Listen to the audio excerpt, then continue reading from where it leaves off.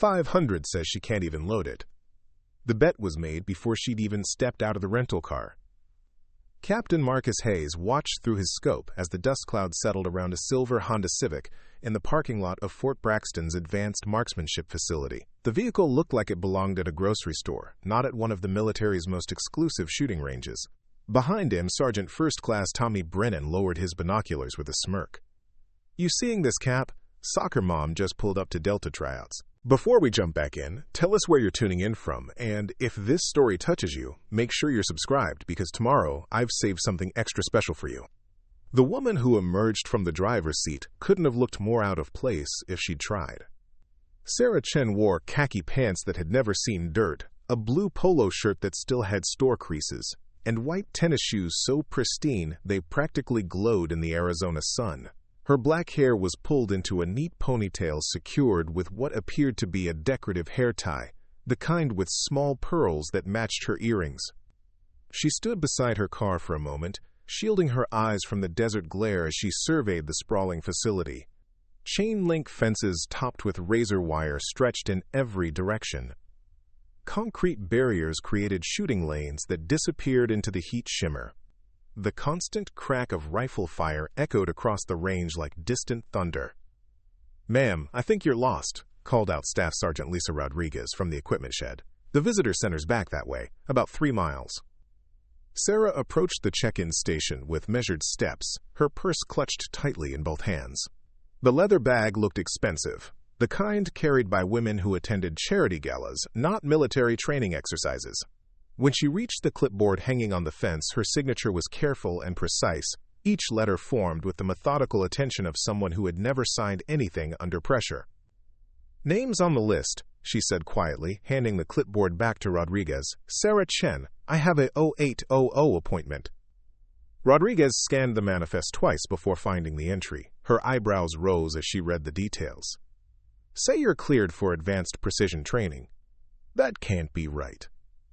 From his position 50 yards away, Captain Hayes felt his curiosity spike. Advanced precision training was reserved for military personnel with extensive marksmanship backgrounds. The prerequisites alone required hundreds of documented range hours and qualification scores that eliminated 90% of applicants. Yet here stood a woman who looked like she'd never held anything more dangerous than a kitchen knife. The morning briefing had mentioned a civilian contractor joining their training rotation, but Hayes had assumed it would be another ex-military consultant or former law enforcement officer, someone with calloused hands and the 1,000-yard stare that came with years of tactical experience. Not this. Sarah Chen appeared to be in her early 30s, with smooth hands that had never gripped rifle furniture and posture that spoke of office work rather than physical training. When she walked, it was with the careful balance of someone wearing heels more often than boots. Her skin had the pale quality of fluorescent lighting, not the weathered bronze of outdoor work. "First time at Braxton?" Rodriguez asked, still studying the paperwork. "First time anywhere like this," Sarah admitted. The honesty caught everyone off guard. Most civilians who somehow gained access to military facilities tried to project false confidence, dropping terminology they'd learned from movies or claiming experience they didn't possess. Sarah Chen offered no such pretense. She seemed genuinely uncertain about where she was supposed to go or what she was supposed to do. Sergeant Brennan jogged over from the equipment lockers, his boots kicking up small clouds of dust with each step. "Ma'am, just so we're clear, advanced precision training means long-range rifle work. We're talking about weapon systems that weigh 25 pounds and generate enough recoil to dislocate shoulders. Are you sure you're in the right place?" Sarah nodded, though her grip on her purse tightened. The letter said to report here at 8 o'clock for marksmanship evaluation. Captain Hayes had seen enough. He slung his M4 across his chest and walked over to the group, his desert combat boots crunching on gravel. At 6'2", with 15 years of special operations experience etched into every line of his face, Hayes commanded attention without trying. His presence alone usually ended conversations and straightened spines. "I'm Captain Hayes," he said, extending a hand that Sarah shook with surprising firmness. "Mind if I ask who authorized your clearance?" "Colonel Peterson at Pentagon Acquisitions," she replied. "He said you needed someone to evaluate new targeting systems for field applications." Hayes knew Peterson, a by-the-book officer who never made personnel decisions lightly. If he'd sent Sarah Chen to Fort Braxton, there was a reason, but looking at her now, Hayes couldn't imagine what that reason might be. The morning sun climbed higher, and the temperature was already approaching 90 degrees. Sarah Chen stood in the growing heat, wearing clothes designed for air conditioning, surrounded by some of the military's most elite marksmen, looking like she'd rather be anywhere else in the world. When you say you've never held a rifle, Hayes said carefully, you mean military-grade weapons, right?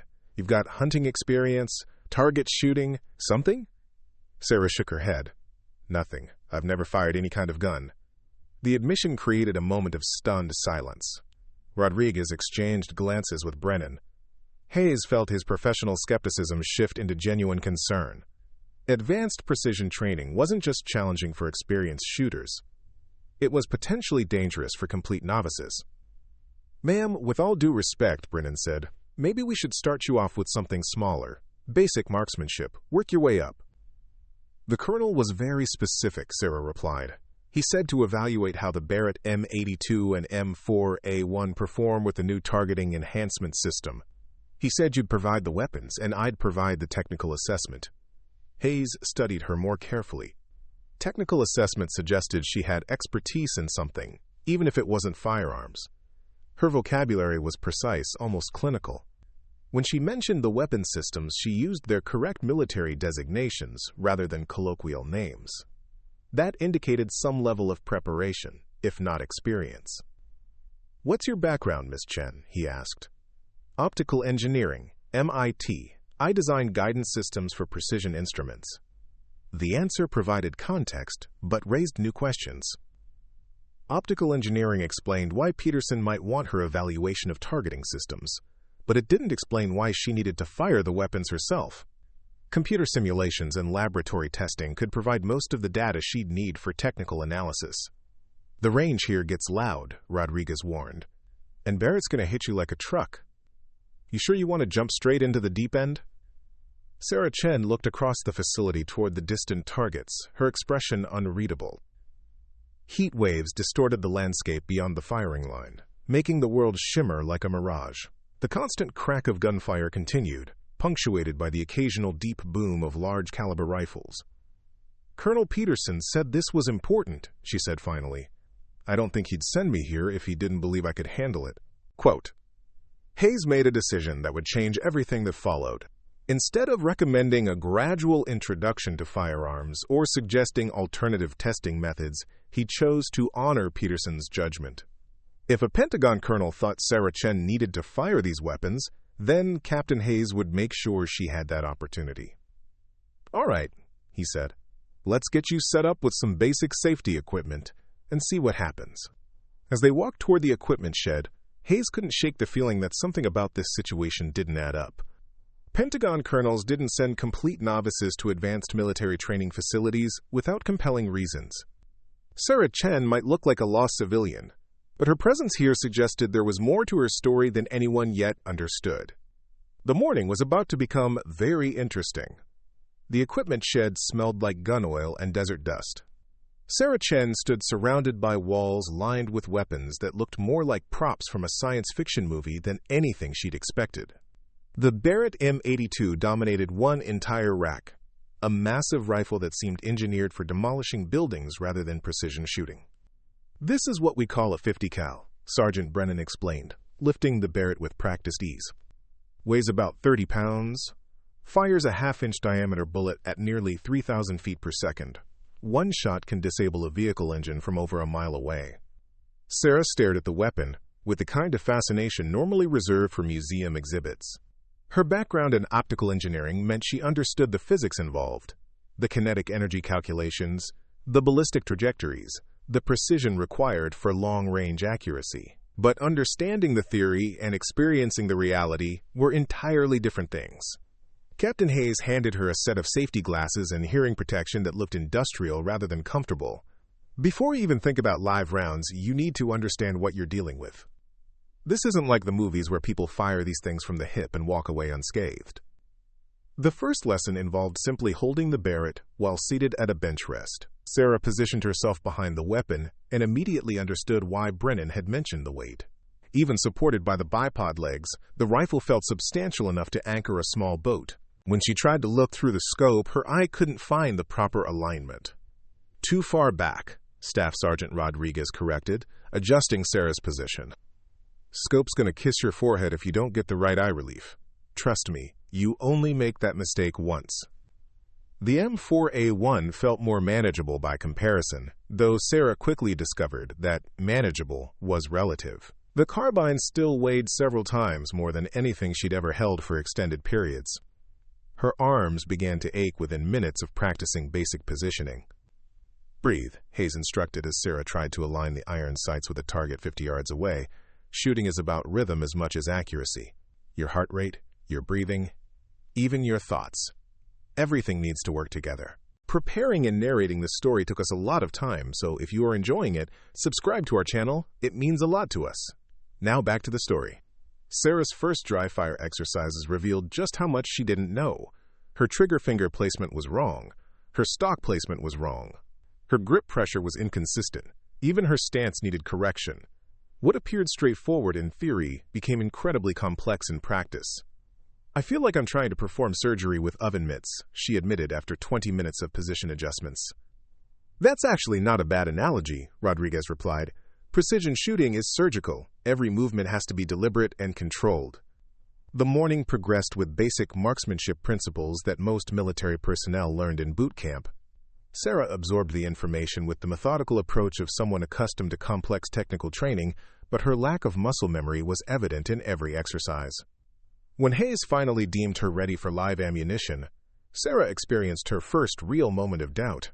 The .22 caliber training rounds they started with seemed harmless enough, but even those created a sharp crack that made her flinch, despite her hearing protection. "Anticipation is the enemy," Brennan observed as Sarah's shots consistently pulled low and left. "You're already bracing for the recoil before you fire. The weapon needs to surprise you." The concept seemed counterintuitive. How could she not anticipate something she knew was coming? But gradually, through repetition and coaching, Sarah began to understand what they meant. The best shots happened when she focused entirely on sight alignment and trigger control, letting everything else become automatic. Her progress was measured in increments. After an hour of .22 practice, she could hit a dinner plate at 25 yards most of the time. Not impressive by military standards, but remarkable considering she'd never held a firearm that morning. "Time to step up," Hayes announced, producing a box of 5.56 NATO ammunition for the M4. "These have about 10 times the power of what you've been shooting." The first shot with the M4 was a revelation. The recoil wasn't as violent as Sarah had expected, but the muzzle blast created a concussion wave she felt in her chest. The brass casing ejected with enough force to bounce off her safety glasses, and the smell of burnt powder filled her nostrils. More importantly, her shot hit the target. "Not bad," Rodriguez said, examining the impact through binoculars. "About 6 inches high and 3 inches right, but that's correctable." Sarah's engineering background proved advantageous in understanding ballistic adjustments. When Hayes explained how environmental factors affected bullet trajectory, she grasped the concepts faster than typical novice shooters. Wind speed, temperature, humidity, even barometric pressure, all variables she could quantify and compensate for. By noon, Sarah was consistently hitting human silhouette targets at 100 yards with the M4. Her groups weren't tight enough for military qualification standards, but they were respectable for someone with 4 hours of total shooting experience. "I think she's ready for the big dog," Brennan suggested, gesturing toward Barrett. Hayes wasn't so sure. The Barrett M82 represented a significant escalation in power and complexity. The ammunition alone cost more per round than most people spent on lunch. Each shot generated recoil equivalent to being punched in the shoulder by a professional boxer. "The 50 cal isn't forgiving," he warned Sarah. "If your positioning is wrong, it'll let you know immediately and emphatically." Sarah studied the massive rifle with renewed respect. She'd watched YouTube videos of Barrett shooting, but seeing the weapon up close revealed details that cameras couldn't capture. The muzzle brake was designed to redirect blast pressure, but even with that engineering, the rifle would generate enormous forces. "What's the effective range?" she asked. "In the right hands, over a mile," Hayes replied. "The world record is nearly 2.5 miles. though that was more luck than skill. For practical purposes, most shots happen under 1,500 yards. The numbers fascinated Sarah from an engineering perspective. Hitting a target at 1,500 yards required calculating bullet drop, wind drift, and timing, essentially solving a complex physics problem in real time while managing the physical demands of controlling a 30-pound weapon. Her first shot with Barrett was an education in humility. Despite all the preparation and positioning, the recoil caught her completely off guard. The rifle didn't just push back. It seemed to explode against her shoulder. Her eye watered from the scope contact, her ears rang despite double hearing protection, and her shot missed the target entirely. "Where did it go?" she asked, blinking away tears. Brennan studied the impact area through a spotting scope, about 3 feet over the target and 2 feet left. "Actually, that's not terrible for a first shot. I've seen experienced shooters miss by 10 feet. Sarah's shoulder throbbed where the buttstock had made contact, but her analytical mind was already processing what had happened. The recoil had disrupted her sight picture before the bullet left the barrel. She'd need to maintain better follow-through and perhaps adjust her grip. "Again," she said, cycling the bolt to chamber another round. The second shot was better. Still a miss, but closer to the intended point of impact. The third shot grazed the edge of the target. By the fifth shot, Sarah was beginning to understand the rhythm required for effective Barrett shooting. "She's learning," Rodriguez observed quietly to Hayes. "Faster than most." Hayes nodded, though something about Sarah's rapid adaptation puzzled him. Most civilian shooters required weeks of training to achieve basic competency with high-powered rifles. Sarah was demonstrating measurable improvement within hours. The afternoon heat intensified, and Sarah's polo shirt showed sweat stains despite the relatively short shooting sessions. Her hands developed blisters where they gripped unfamiliar surfaces. Her shoulder would undoubtedly bruise from Barrett recoil. But her determination never wavered. "One more," she said after her 10th Barrett shot. A solid hit center mass on a silhouette target at 200 yards. "That's enough for today," Hayes decided. "You've absorbed more in 6 hours than most people learn in 6 weeks. Let's call it a success, and pick up tomorrow with fresh eyes." As they secured the weapons and cleaned up the shooting positions, Sarah surprised everyone by asking detailed technical questions about the targeting system she was supposed to evaluate. Her queries revealed sophisticated understanding of optical physics and electronic interfaces, knowledge that explained why Colonel Peterson had sent her. But it didn't explain her unexpected aptitude for shooting itself. Walking back to the equipment shed, Hayes found himself reconsidering his initial assessment of Sarah Chen. She might have looked like a misplaced civilian that morning, but something about her performance suggested there was more to her story than anyone yet understood. Tomorrow would bring new challenges, and possibly new revelations. The second day began with Sarah Chen arriving 30 minutes early in completely different attire. Gone were the khaki pants and polo shirt, replaced by dark jeans, hiking boots, and a long-sleeve technical shirt that suggested she'd given serious thought to the previous day's experience. Her hair was braided instead of ponytailed, and she carried a small notebook along with her purse. Captain Hayes found her in the equipment shed, examining the Barrett M82 with the focused attention of someone studying a complex engineering diagram. She wasn't touching the weapon, just observing, her eyes tracking along the barrel, the scope mounts, the bipod assembly. "See something interesting?" he asked.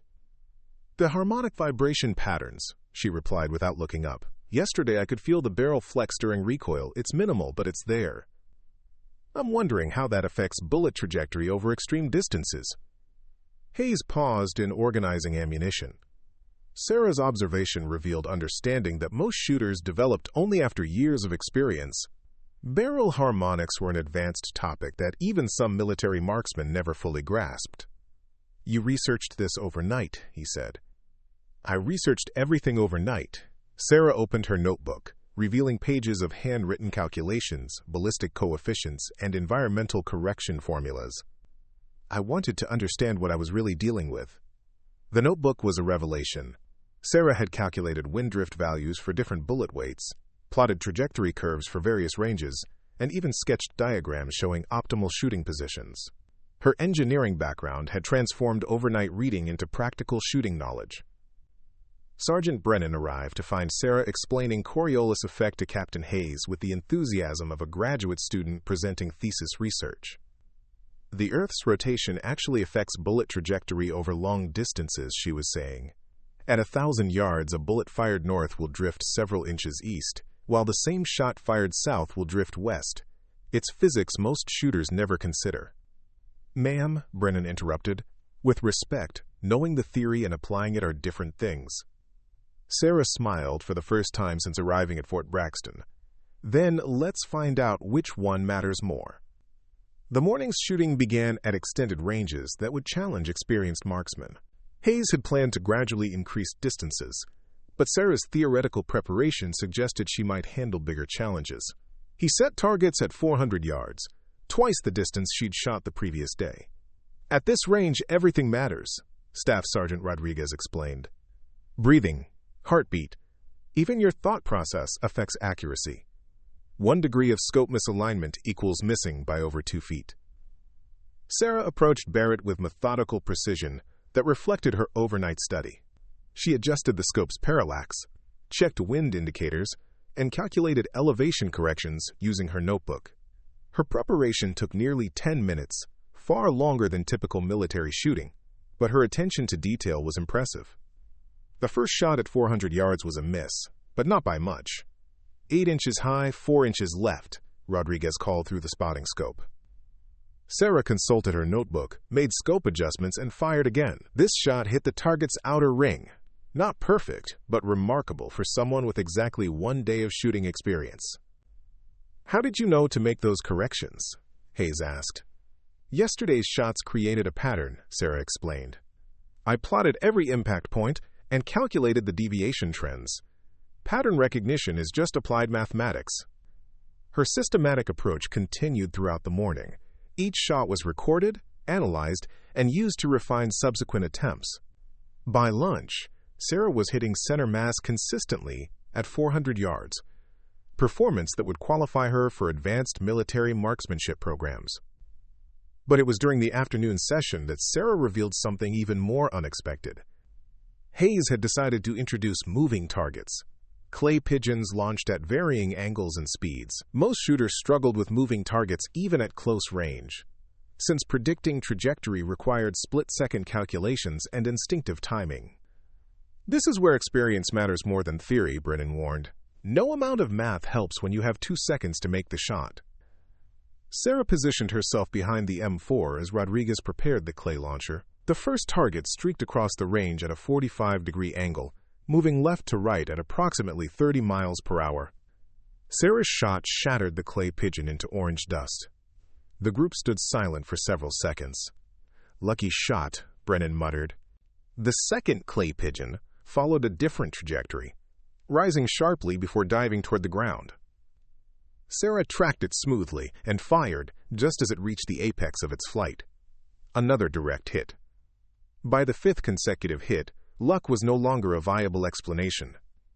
How are you doing this? Rodriguez asked, genuine amazement in her voice. Sarah lowered the rifle, her expression thoughtful. Pattern recognition again, but faster.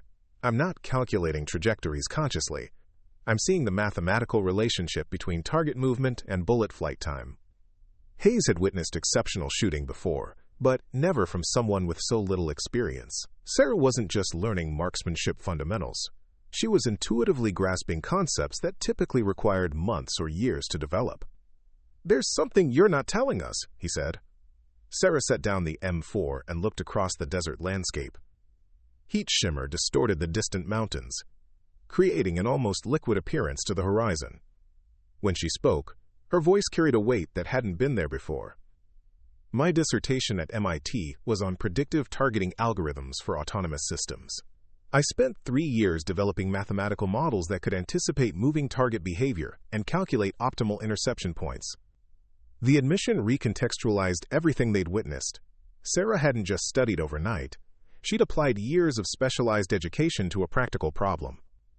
But why the Pentagon assignment? Hayes pressed. Why send you here instead of testing your algorithms in a laboratory? Because the algorithms work in controlled environments, but military applications aren't controlled.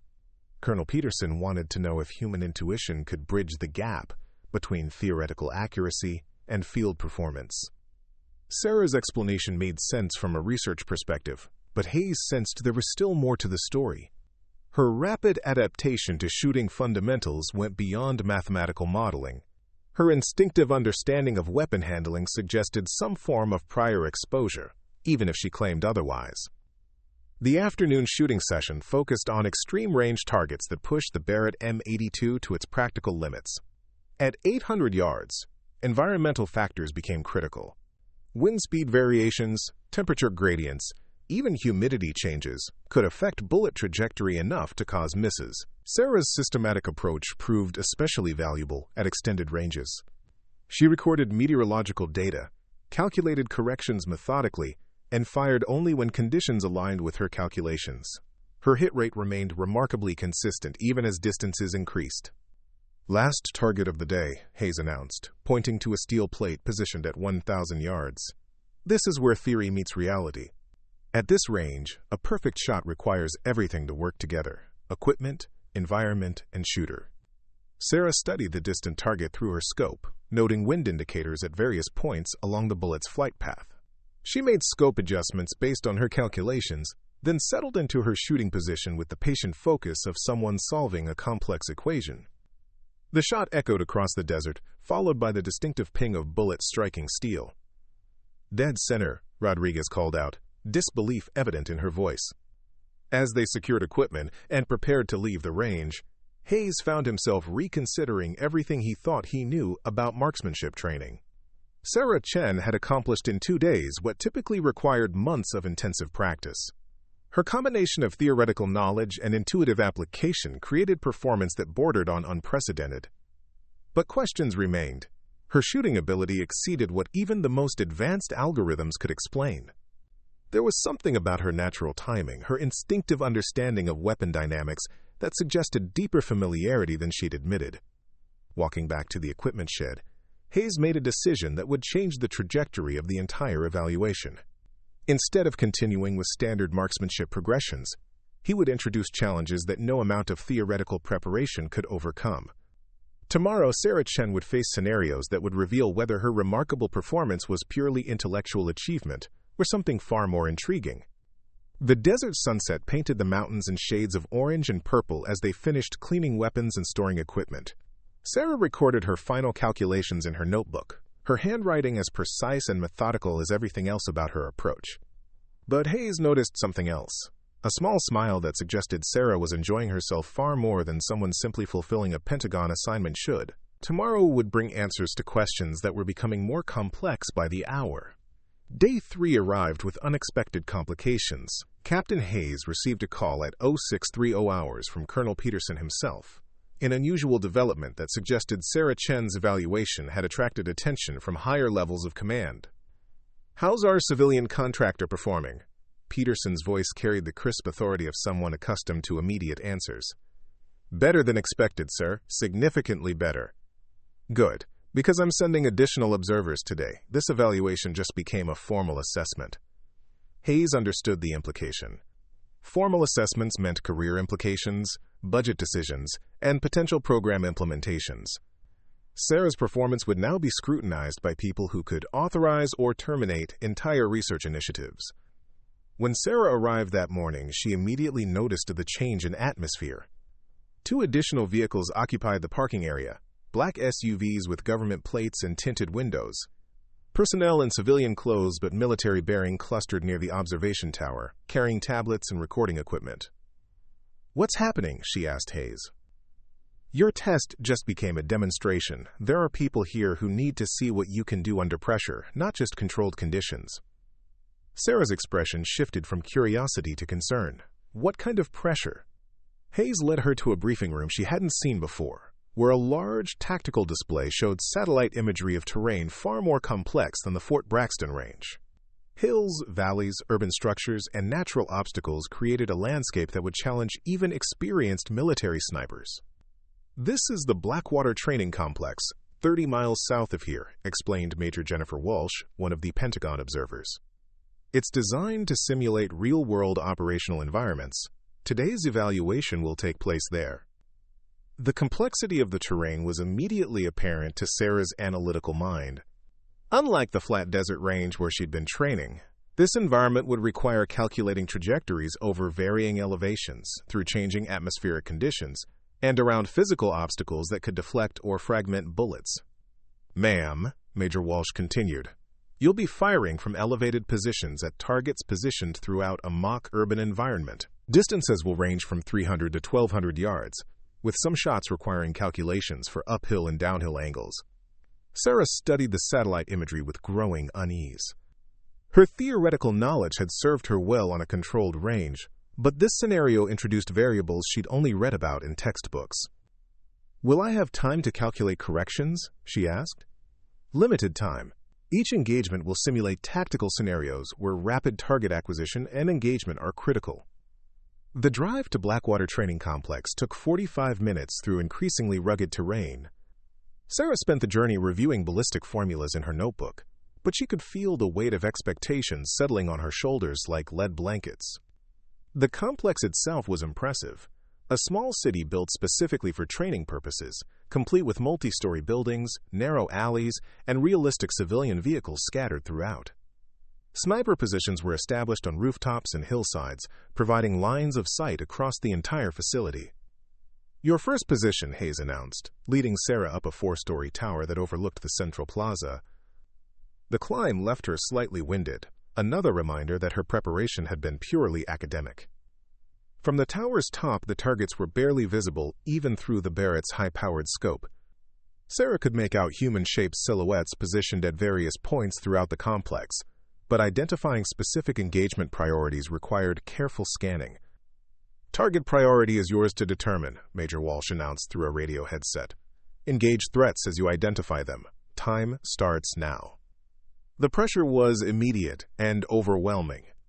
Sarah's systematic approach, which had worked perfectly on the controlled range, suddenly felt inadequate for the chaos of multiple targets at varying distances and angles. Her first shot was a complete miss, not even close to the intended target. "Adjust for the downhill angle," Hayes coached quietly. "Gravity affects trajectory differently when shooting below your position." Sarah made corrections and fired again. This shot connected, but barely clipped the edge of a target silhouette 400 yards away. Her usual precision had abandoned her under the stress of time pressure and complex geometry. "She's choking," one of the observers muttered, loud enough for Sarah to hear. The comment hit like a physical blow. Sarah had never experienced performance anxiety in academic settings, but this environment was entirely different. Lives didn't depend on mathematical proofs or laboratory experiments, but military marksmen had to perform flawlessly when everything was on the line. For the first time since arriving at Fort Braxton, Sarah Chen looked like what she'd claimed to be, a civilian out of her depth. Her third shot missed entirely, her fourth barely hit the target building, let alone the silhouette inside it. The systematic confidence that had characterized her previous performance evaporated under the observation of people who could end her involvement with a single negative report. "Time," Major Walsh announced after 10 minutes of increasingly poor shooting. Sarah set down the Barrett and removed her eye protection, her hands shaking slightly, not from weapon recoil but from stress. The observer team clustered around their tablets, recording notes that would determine whether her algorithms had any practical military application. "That's not the same person who was hitting targets at 1,000 yards yesterday," Sergeant Brennan observed quietly. Hayes studied Sarah's expression and recognized something he'd seen in young soldiers during their first combat deployments. Technical knowledge could prepare someone for many things, but it couldn't simulate the psychological pressure of performance under scrutiny. "Take a break," he told the observer team. "We need to reset the scenario." Major Walsh checked her watch. "We have limited time, Captain." "The helicopter back to the Pentagon leaves at 1,400 hours. Then give me 20 minutes with her."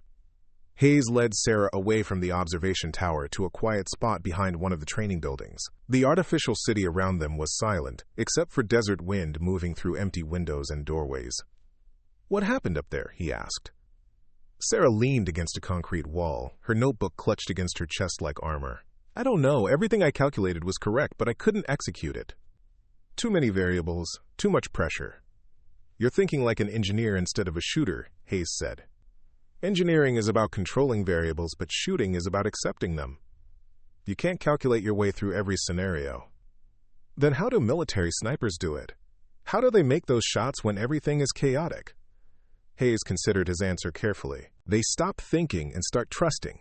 Muscle memory, instinct, training that becomes automatic. You've been trying to solve shooting like a math problem, but at some point, you have to let go of the calculations and trust what you feel. Sarah looked across the training complex toward the observation tower where her performance had fallen apart. I've never trusted feelings over data. It's not how my mind works. Maybe that's why Colonel Peterson really sent you here, Hayes suggested. Not just to evaluate targeting systems, but to discover whether intuition can be developed, or if it's something you either have or don't. The insight struck Sarah as profoundly unsettling. Her entire career had been built on quantifiable analysis and systematic approaches. The possibility that some critical capabilities couldn't be taught or calculated challenged everything she believed about problem-solving. "What if I can't do it?" she asked. Hayes studied her expression and made a decision that would define the remainder of the evaluation. Instead of offering false reassurance or tactical advice, he chose complete honesty. "Then you'll have learned something important about the limitations of purely theoretical approaches to complex human activities. That's still valuable knowledge." Sarah nodded slowly, then surprised him with a question that revealed deeper understanding than he'd expected. "What's the longest shot you've ever made in combat?" 1,400 yards. Afghanistan, 2018. Insurgent sniper who'd been targeting our convoys for 3 weeks. "How did you calculate the trajectory?" Hayes smiled grimly. "I didn't. I'd made similar shots in training hundreds of times. When the moment came, I just aimed where experience told me the bullet needed to go and pulled the trigger. No wind calculations, no environmental corrections. All of that was automatic, subconscious. I'd done it so many times that my brain processed the variables without conscious thought." Sarah absorbed this information with the intensity of someone discovering a fundamental gap in her understanding. Her systematic approach had been treating marksmanship as a series of calculated problems, but Hayes was describing it as an intuitive skill developed through repetition and trust. "I need to try again," she said. "Are you sure? The observers are already writing their reports." Sarah straightened, her grip on the notebook relaxing for the first time all morning. "I came here to evaluate targeting systems, but I think I need to evaluate myself first." They walked back toward the observation tower, Sarah's steps more purposeful than they'd been since the failed shooting session. The observer team was discussing timeline adjustments when Hayes announced that Sarah wanted another attempt. "The evaluation window is closing," Major Walsh protested. "Then let's not waste any more time," Sarah replied, climbing the tower stairs 2 at a time. At the top, she positioned herself behind Barrett with movements that seemed more fluid than her previous attempts. Instead of consulting her notebook, she simply looked through the scope and began identifying targets. This time, something fundamental had changed in her approach, though what that change was wouldn't become clear until she fired her first shot. Sarah Chen settled behind the Barrett M82 for her second attempt with a different energy entirely. Her notebook remained closed beside her, its pages of calculations untouched. Instead, she spent several moments simply observing the training complex through the scope, not searching for targets but absorbing the rhythm of wind movement, the way heat shimmer distorted distant objects, the subtle shadows that revealed depth and distance. "Target parameters remain the same," Major Walsh announced through the radio. "Multiple threats at varying distances. Engage at your discretion." This time, Sarah didn't immediately begin scanning for specific targets. She closed her eyes and took 3 deep breaths, letting her mind settle into a state she'd never experienced while shooting. When she opened them again, her perspective had fundamentally shifted. The first target appeared in her scope, as if highlighted by instinct rather than systematic searching, a silhouette positioned behind partial cover at approximately 500 yards, requiring a shot through a narrow window opening. Her previous attempt would have involved calculating wind drift, bullet drop, and obstacle clearance. Now, she simply adjusted her aim point based on what felt correct and fired. The target disappeared as the bullet found its center. "Clean hit," Captain Hayes observed quietly. Sarah didn't celebrate or even acknowledge the successful shot. She was already transitioning to the next target, her movements fluid and purposeful. A second silhouette positioned on a rooftop 800 yards away, partially obscured by a ventilation unit. She adjusted the elevation smoothly and fired again. Another hit. The observer team stopped their note-taking and began watching Sarah's performance with growing attention. Her shooting rhythm had changed completely from the systematic, calculated approach of her first attempt. Now she was engaging targets with the smooth efficiency of someone operating on pure instinct. How was she acquiring targets so quickly? Staff Sergeant Rodriguez whispered.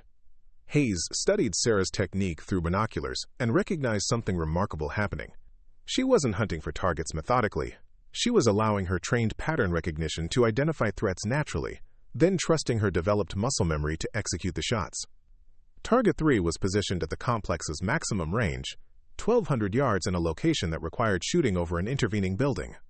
The trajectory demanded precise elevation calculations to clear the obstacle while maintaining accuracy at extreme distance. Sarah's scope tracked smoothly to the target location. She made a single elevation adjustment based entirely on visual assessment, held her breath for 2 heartbeats, and fired. The bullet cleared the building by inches and struck the distant target dead center. Impossible, Major Walsh muttered, studying her range-finding equipment. That shot requires calculations we haven't given her. But Sarah was already engaging the 4th target, then the 5th, her shooting rhythm becoming faster and more confident with each successful engagement. She was demonstrating the kind of intuitive marksmanship that typically required years of development, acquired somehow in the span of a single conversation about trusting instinct over analysis. Time, Walsh called after 8 minutes. Sarah had engaged 12 targets successfully without a single miss. Her second attempt wasn't just better than her first. It represented a complete transformation in her approach to precision shooting. She set down Barrett and turned to face the observer team, her expression calm but alert. The stress that had overwhelmed her during the first attempt had been replaced by focused confidence. "How did you do that?" Major Walsh asked bluntly. "I stopped trying to solve each shot like an equation and started trusting what my training had taught me," Sarah replied. "Captain Hayes helped me understand that my systematic approach was actually interfering with skills I'd already developed." Quote, Hayes felt a moment of professional pride mixed with genuine surprise. Sarah's transformation exceeded anything he'd expected from their brief conversation. She hadn't just improved her shooting. She'd achieved a fundamental breakthrough in performance psychology. "But you've only been shooting for 3 days, Sergeant Brennan protested. "How could you develop that kind of muscle memory so quickly?" Sarah considered the question carefully before responding. "I think my brain processes pattern recognition differently because of my engineering background. Once I understood that shooting was about recognizing patterns rather than calculating solutions, everything clicked into place." The explanation made sense from a neurological perspective, but it didn't fully account for the remarkable precision of her long-range shots. Something else was contributing to her extraordinary performance. Major Walsh conferred quietly with the other Pentagon observers before addressing Sarah directly. "We'd like to see one more demonstration, something that will test the absolute limits of your capabilities." "What did you have in mind?" Hayes asked. Walsh pointed toward a distant ridgeline that bordered the training complex. "There's an observation post on that hill, 1,500 yards from this position. It's used for monitoring training exercises, but today it's empty, except for a single target we placed there this morning." Hayes studied the distant ridge through binoculars. At 1,500 yards, the target would be barely visible even through high-powered optics. Environmental factors would be critical at that range. Any wind variation or atmospheric disturbance could cause a miss measured in feet rather than inches. "That's beyond the effective range for most military applications," he warned. "Which is exactly why we need to see if Miss Chen can make the shot," Walsh replied. "Her algorithms are designed for autonomous systems that might engage targets at extreme distances. We need to know if human intuition can match theoretical precision." Sarah studied the distant ridge through her scope, noting the heat shimmer that would affect bullet trajectory and the subtle wind indicators visible at various points along the bullet's flight path. At this range, even minor environmental changes could render calculations meaningless. "I'll need a few minutes to study the conditions," she said. "Take all the time you need." Quote, Sarah spent the next 10 minutes observing wind patterns, temperature variations, and atmospheric disturbances that would affect a bullet traveling nearly a mile to its target. But instead of making calculations in her notebook, she was building an intuitive understanding of how all these factors would work together. When she finally settled into her shooting position, Sarah's approach combined everything she'd learned over the past 3 days. Her systematic engineering background provided a framework for understanding the physics involved, while her newly developed instinctive sense guided the practical application. "I can barely see the target from here," Rodriguez observed, studying the distant ridge through a spotting scope. Sarah made her final scope adjustments based purely on visual assessment and atmospheric intuition. The shot would require perfect timing, flawless technique, and more than a little luck at this extreme range. She controlled her breathing, found her natural respiratory pause, and began applying pressure to the trigger with the smooth consistency that Hayes had drilled into her during basic marksmanship training. The Barrett fired with its characteristic sharp crack, sending a half-inch diameter projectile on a trajectory that would take nearly 2 seconds to reach the distant target. In the scope, Sarah watched the bullet's vapor trail stretch across the desert landscape, a thin line connecting her position to the target 1,500 yards away. At this distance, she could actually observe the bullet's flight time, a surreal experience that emphasized the extreme nature of the shot attempt. The impact was visible as a small dust cloud on the distant ridge. "Hit," Rodriguez announced through the spotting scope, disbelief evident in her voice. "Dead center, hit at 1,500 yards." The observer team fell silent for several moments, processing what they'd witnessed. Sarah Chen, a civilian with 3 days of shooting experience, had just accomplished a shot that challenged experienced military snipers. Major Walsh was the first to speak. "Ms. Chen, I think we've seen enough to complete our evaluation." As they prepared to leave the training complex, Hayes found himself reconsidering everything he thought he knew about marksmanship development. Sarah's performance suggested that the right combination of analytical understanding and intuitive application could accelerate skill acquisition beyond traditional timelines. But more importantly, her transformation demonstrated something profound about human adaptability. When faced with the choice between systematic calculation and intuitive trust, Sarah had learned to combine both approaches into something more powerful than either alone. The drive back to Fort Braxton was quiet, each person absorbed in processing what they'd witnessed. Sarah spent the journey staring out the window at the desert landscape, her notebook unopened in her lap. For the first time since arriving in Arizona, she wasn't planning or calculating or analyzing. She was simply absorbing the experience of discovering capabilities she hadn't known she possessed. Tomorrow would bring new challenges and revelations that would prove this was only the beginning of her remarkable journey. The secure conference room at Fort Braxton had been hastily reconfigured for what Colonel Peterson described as a, quote, strategic assessment briefing. Sarah Chen found herself seated at a polished table surrounded by personnel whose rank insignia and security clearances represented the highest levels of military decision-making. Besides Major Walsh and the Pentagon observers, the room now included General Patricia Hawkins from Special Operations Command, Dr. Marcus Webb from Defense Advanced Research Projects Agency, and Colonel Peterson himself, who had flown in from Washington specifically for this meeting. "Ms. Chen," General Hawkins began, "your performance over the past 3 days has generated considerable interest within the defense establishment. What we witnessed today has implications that extend far beyond equipment evaluation." Sarah glanced at Captain Hayes, who sat slightly apart from the main group but close enough to provide moral support. His presence was reassuring in a room full of people discussing her future without necessarily including her in the decision-making process. "I'm not sure I understand," Sarah replied carefully. Dr. Webb opened a thick folder containing documents marked with security classifications she'd never seen before. "Your rapid skill acquisition challenges fundamental assumptions about marksmanship training timelines. Current military programs require months or years to develop the precision you demonstrated in 3 days."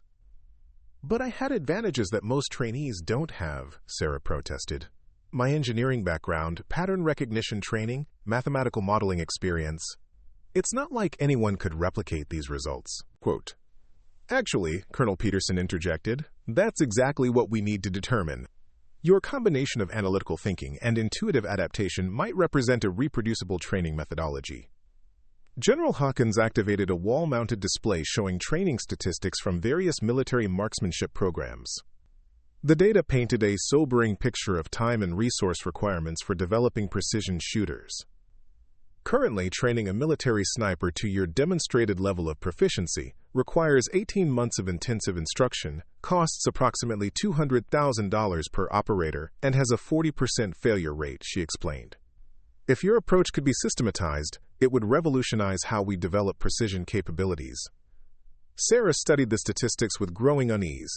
The conversation was shifting from evaluating her personal performance to analyzing her potential as a training template, a development she hadn't anticipated and wasn't sure she welcomed. "What exactly are you proposing?" she asked. Dr. Webb leaned forward with the enthusiasm of someone who had discovered a fascinating research opportunity. "We want to understand how your mind processes marksmanship challenges. Brain imaging, neurological mapping, cognitive analysis. If we can identify the specific mental patterns that enabled your rapid learning, we might be able to teach those patterns to others." The proposal was simultaneously flattering and disturbing. Sarah had come to Fort Braxton to evaluate targeting systems, not to become a research subject for cognitive enhancement programs. "I need to think about this," she said. "Unfortunately, we don't have much time for deliberation," General Hawkins replied. "There's a situation developing that requires immediate application of the capabilities you've demonstrated." The room's atmosphere shifted dramatically as classified information began flowing. Peterson activated additional security protocols while Walsh distributed briefing materials that carried the highest levels of classification. 3 days ago, intelligence services identified a terrorist cell operating from a compound in a mountainous region of eastern Syria, General Hawkins explained. The location is geographically isolated, heavily defended, and positioned to require precision engagement from extreme distances. Quote, Sarah examined satellite imagery showing a fortified facility built into a mountainside, with clear fields of fire extending in all directions. Any approach would be observable from miles away, making conventional assault tactics impractical. Standard military snipers would need to engage from distances approaching 2,000 yards, Dr. Webb continued. At those ranges, environmental factors become so critical that even experienced operators have low probability of success. But someone with your demonstrated ability to combine analytical calculation with intuitive adaptation might be able to make shots that defeat conventional training limitations, Peterson added. Sarah felt the weight of implications settling around her like a heavy coat. They weren't just asking her to participate in research. They were suggesting she become operationally involved in active military missions. "I'm a civilian contractor," she protested. "I design optical systems in laboratory environments. I've never been in a combat situation." Captain Hayes spoke for the first time since the briefing began. "General, with respect, Ms. Chen has 3 days of shooting experience. Combat operations require skills and psychological preparation that can't be developed in a laboratory. Which is why we're not suggesting she deploy immediately," General Hawkins clarified. "But we need to accelerate her training and assessment to determine if her capabilities can be operationalized."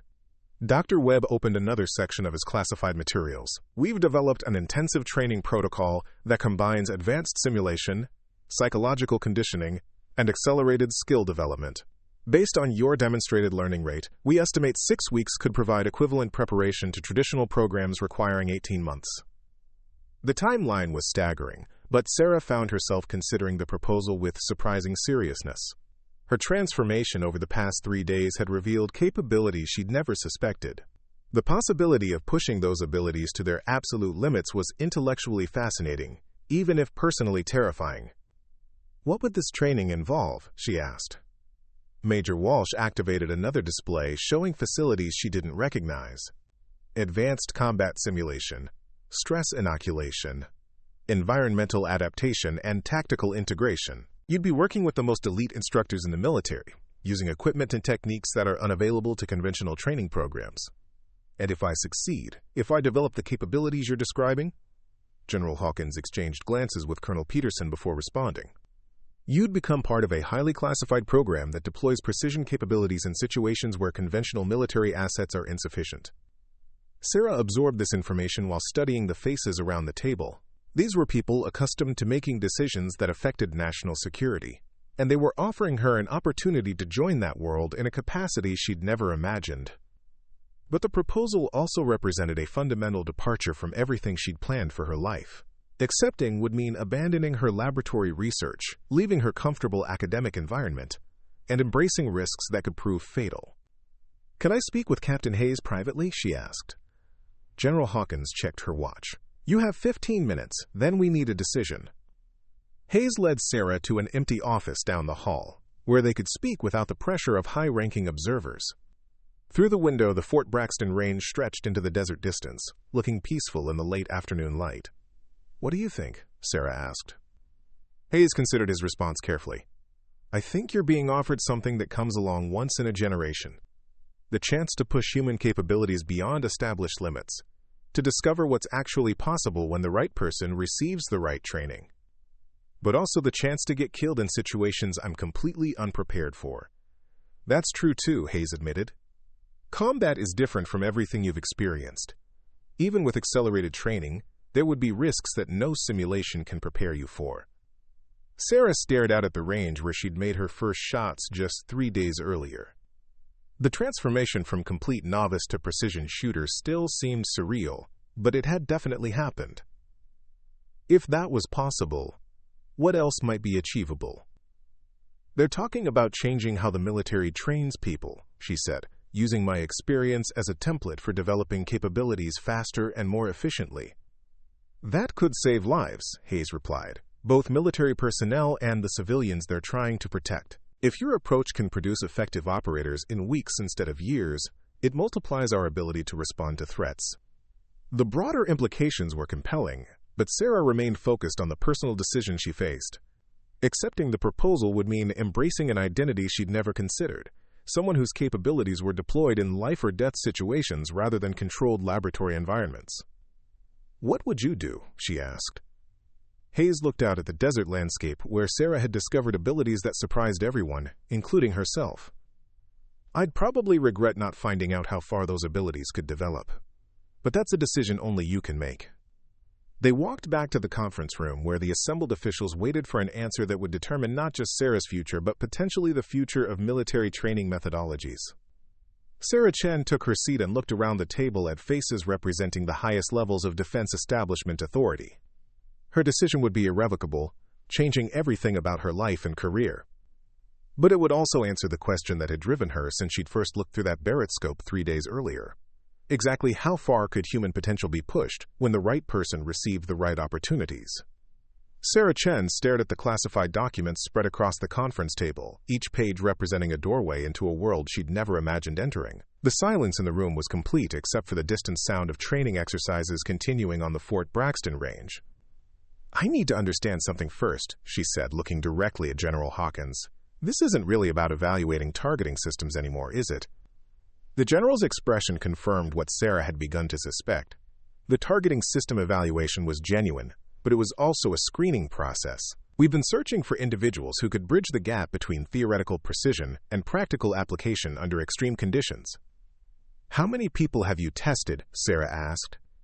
Dr. Webb consulted his notes. "Over the past 18 months, we've evaluated 43 candidates with various combinations of technical background and potential aptitude. You're the first to demonstrate the integration of analytical thinking and intuitive adaptation we've been looking for." Quote, the revelation recontextualized everything about her presence at Fort Braxton. Sarah hadn't stumbled into an exceptional opportunity. She'd been carefully selected based on criteria she was only now beginning to understand.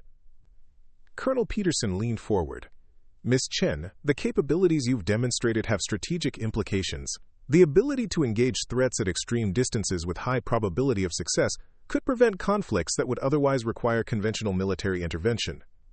One person with exceptional precision capabilities can sometimes accomplish what an entire unit cannot," Major Walsh added. "Particularly in situations where stealth and surgical accuracy are more effective than overwhelming force." Sarah absorbed these explanations while studying Captain Hayes, whose expression suggested he understood the full implications better than anyone else in the room. His 15 years of special operations experience had shown him how individual capabilities could determine mission outcomes.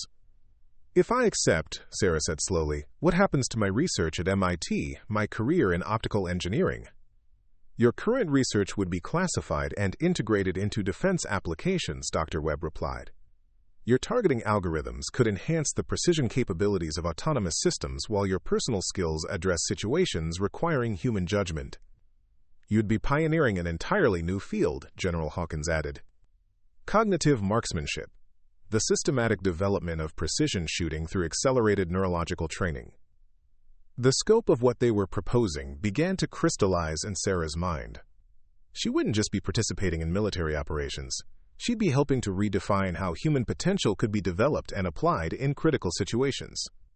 "Show me the training facility," she requested. General Hawkins nodded to Major Walsh, who activated a secure video connection to a location that wasn't identified on screen. The facility that appeared looked more like a high-tech research center than a traditional military base. The Enhanced Performance Development Center, Dr. Webb explained. Combining advanced simulation technology, psychological conditioning, physiological optimization, and accelerated skill acquisition protocols. Sarah watched footage of training scenarios that seemed to blur the line between reality and simulation. Trainees engaged targets and environments that shifted and adapted in real time, providing challenges that would be impossible to replicate in conventional training. The neurological enhancement protocols, General Hawkins continued, are designed to accelerate pattern recognition, improve stress management, and optimize the integration of analytical and intuitive processing. It's not just about shooting, Colonel Peterson clarified.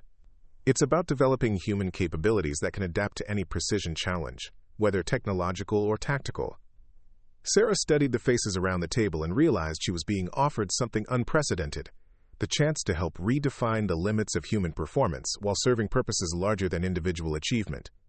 But accepting would mean abandoning the safe, predictable world of academic research for something that carried risks she couldn't fully calculate. "Captain Hayes," she said, "in your experience, do people ever regret pushing themselves to discover their absolute limits?" Hayes considered the question with the seriousness it deserved. "In my experience, people more often regret not finding out what they were truly capable of accomplishing." The answer crystallized something that had been forming in Sarah's mind since she'd made that first impossible shot at 1,500 yards. Her entire career had been about pushing the boundaries of what technology could achieve, but this opportunity was about pushing the boundaries of what she could achieve. "I have conditions," she announced. General Hawkins raised an eyebrow. "What kind of conditions?" "First, I want regular communication with Captain Hayes throughout the training program. His insights were crucial to my breakthrough, and I'll need that continuity." "Agreed," the general replied without hesitation. "Second, I want my research data to remain partially unclassified so it can benefit civilian applications. Enhanced human performance shouldn't be limited to military uses." Dr. Webb looked uncertain, but General Hawkins nodded slowly.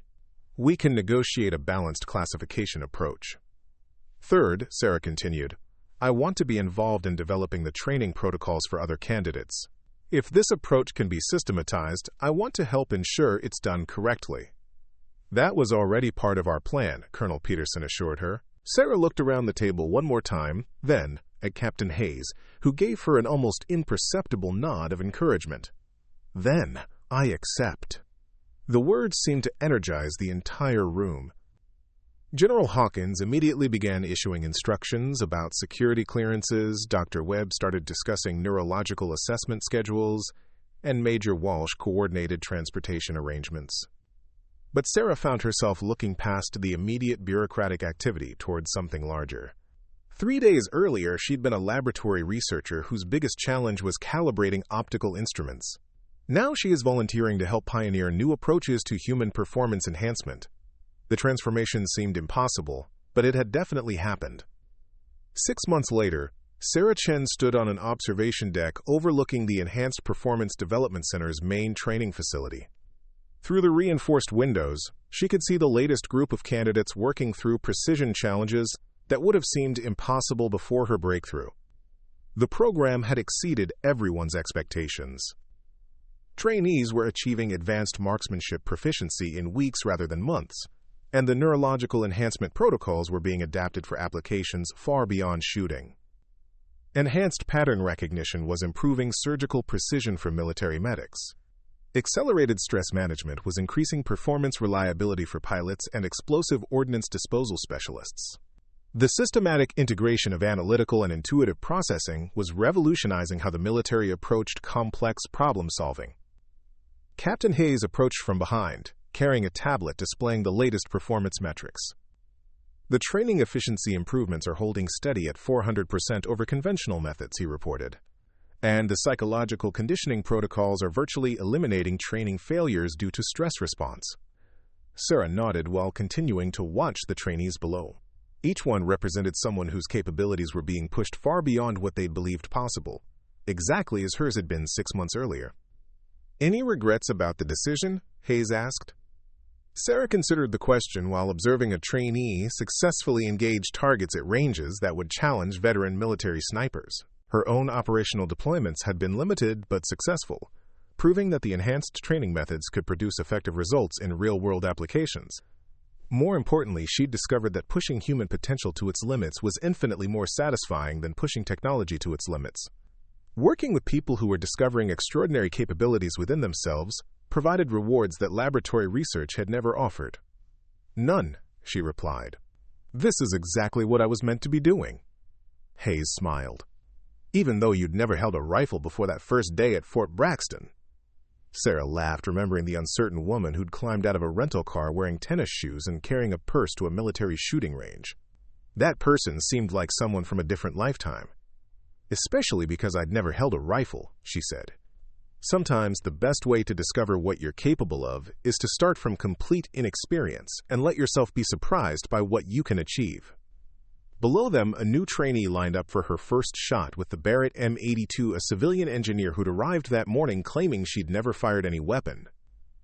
Sarah watched with keen interest as the woman struggled with the unfamiliar weight and complexity of the rifle, just as she had 6 months earlier.